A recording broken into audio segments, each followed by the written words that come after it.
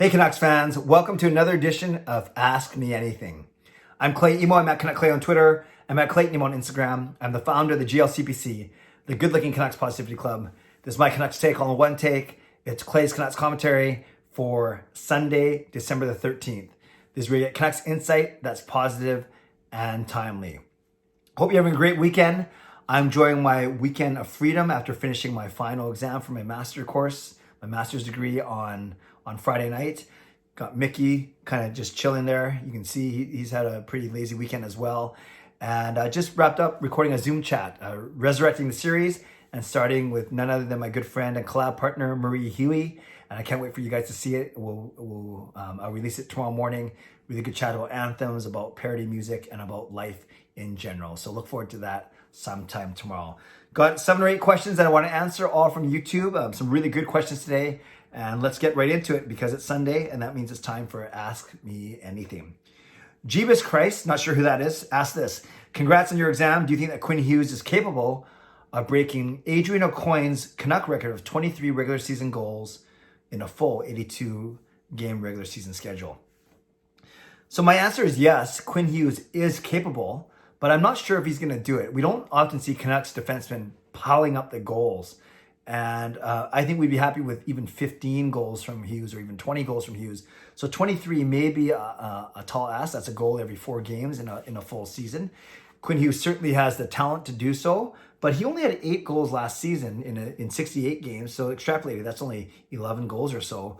And I think with the amount of firepower that the Canucks have up front in Pettersson and Horvat and Besser and Miller, and the fact that Hughes' game is more predicated on making a really good pass or doing some really good skating or some elusive skating at the line and feeding someone else who's open.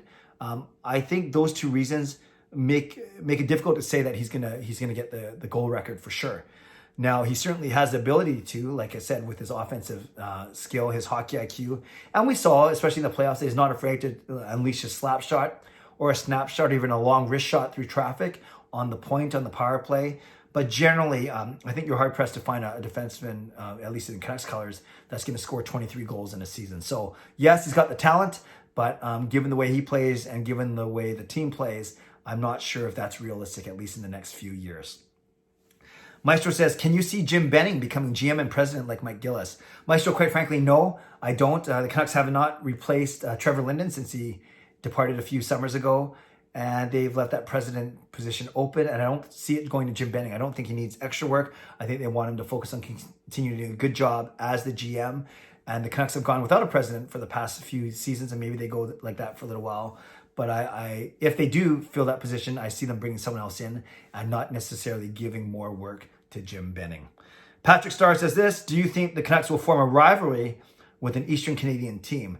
Yes, they might be playing Montreal, Toronto, and Ottawa 7, 8, 9 times this season, but I'm not sure there's going to be a full-blown rivalry. I think the games will be exciting. I think we'll always want to beat Toronto, Montreal, especially given their history, their tradition in the league, and their number of fans out here of those 2 teams.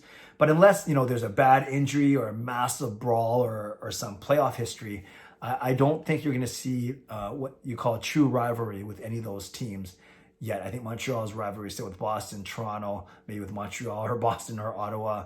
And traditionally, because they don't play in the same division as us, and we rarely see them in the playoffs. We haven't seen them in the playoffs in a long time. I don't think there's going to be much of a rivalry. Even Winnipeg, Central Division, as opposed to our Pacific, not really a rivalry there. Edmonton, exciting games, but not really a rivalry. I'd say Calgary, there's a rivalry. You guys know that they're my least favorite team. And now the rivalry will increase now that they have 4 ex-players on there in Tanev, Markstrom, Toffoli, and Domingue. And there's playoff history between Vancouver and Calgary. So I think that's still going to be the primary rivalry. Maybe the Kraken will be a rivalry for the Canucks as they get established. But Eastern teams, I think there'll be exciting games, but I'm not sure if we can count on a true rivalry being established. I lie. Based on what you've heard, which long-term project prospect, outside of Podkolzin, Hoglander, Ulevi, Rafferty, Rathbone, Lindy, Pietro, do you have the highest hopes for, and why? Great question, I lie. I've talked about this before, actually. I'm high on Aidan McDonough. Aidan McDonough had a really good season at Northeastern, playing on the same team that Tyler Madden was on. I think they played on the same line. McDonough was almost a point per game player. He's a good size forward. And he's the guy outside of the, like you said, kind of the ones that we've been hearing a lot about. He's the one that I think a couple of years down the road may be a surprise to the Canucks, a late round pick too. So I think he might be the one that we can keep an eye on. I'd be really excited about him. So again, that's Aiden McDonough. Aaron Hockey asked, do you really think that the Vancouver Canucks will make the playoffs again? I do, especially if for instance, if we anticipate them going with the traditional playoff format of 4 teams from your division as opposed to a conference, right? Or top 16 in the league. If they go 4 from the division, I can see them finishing in the top 4 in the Canadian division. I see Toronto and Calgary being quite strong. And I see Vancouver fighting with Montreal and Edmonton for a 3-4, maybe even Winnipeg, although I'm not so sure. And Ottawa, I think, is in the bottom. So yes, I think it's very realistic that the Canucks make the playoffs this season, especially if they take 4 from the 7 Canadian teams. James McLennan says, I'm wondering what you think of Kole Lind's chances this year. I know everyone is talking about Podkolzin and Höglander, but my gut tells me Lind could be a real surprise contender in training camp. Yeah, James, great question. I like Kole Lind a lot. You got to think about what you want to do with him in the expansion draft at the end of next season. He had a pretty good training camp in the return to play this past summer, but he's got a lot of people to beat out, right? Let's presume that Jake Virtanen's in the top 6 with Besser, Horvat, Pettersson, Miller, and Pearson. That still leaves guys like Gaudette, McEwen, Harlock, Mott, Sutter, Beagle, Roussel, Eriksson. That's 8 guys that I just named, and Kole Lind would have to beat out 2 or 3 of those guys to crack the lineup as an everyday starter. I'm not sure if that's realistic this season. In the next 1 or 2 years, as guys start to fall off the books, yes, we bring Podkolzin and Höglander in, but as other guys fall off the books, I think Lind will have a better chance if he's still with the team at that time, i.e. expansion draft. But I think this year he's more of a bet on the taxi squad, the expanded taxi squad, as opposed to making the team right out of camp. I do like his game though. He's got decent size, decent speed, and good hands, and I think he could be a really serviceable bottom 6 player for us for sure. 2 more questions. I really like this question from Harsimran Parmar. Harsimran says this, are you thinking to start 2-on-1 again? And well, that's really cool, Harsimran, that you remember that a few seasons ago in my bid to expand my audience a little bit, I started to do what's called these 2-on-1 videos where I would say it's 2 minutes on one topic from the NHL, one thing that stood out to me from the night.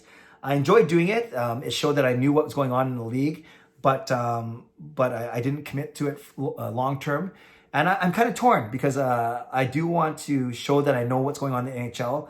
But as I've been talking about a lot over the past week on this channel, I think I even want to make it even more Canucks focused going forward in the new year. So I'm going to think about that. I'm going to toss around that idea because, a 2-minute video at the end of a night isn't, that difficult. And maybe it'd be a nice way to kind of end off the night and then before I go to bed, so to speak, especially if something, a really cool story breaks in the NHL.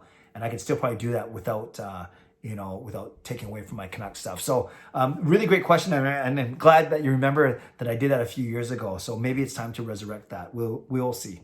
And lastly, Nuck649 says, hey, Clay, what day can you do the NHL 21 live stream? Not sure yet, Nux. I think it'll be someday over the Christmas break for sure. Got to convince Sean and Jake to join me. I'm sure Sean will have no problem volunteering to pound me in front of, dozens of viewers on my YouTube. But we'll see. We'll see. I've only played one so far. I haven't actually played a full game yet on there since we got it a couple of weeks ago. So I better practice first before I embarrass myself any more than I usually would. But we'll see. And I'll let you know for sure on the stream at least or on this channel when that will be.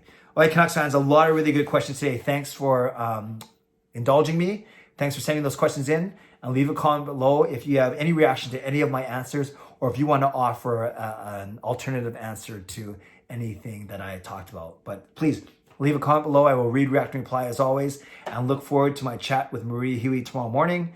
And then join me for my live stream tomorrow night at 10 p.m. And we'll go from there. Stay safe, stay healthy. Oh yeah, subscribe if you like to. Like this video if you like to. Stay safe, stay healthy. Take care of yourselves and take care of each other. Have a great day. I better go check on my dog there. God bless and go Canucks go.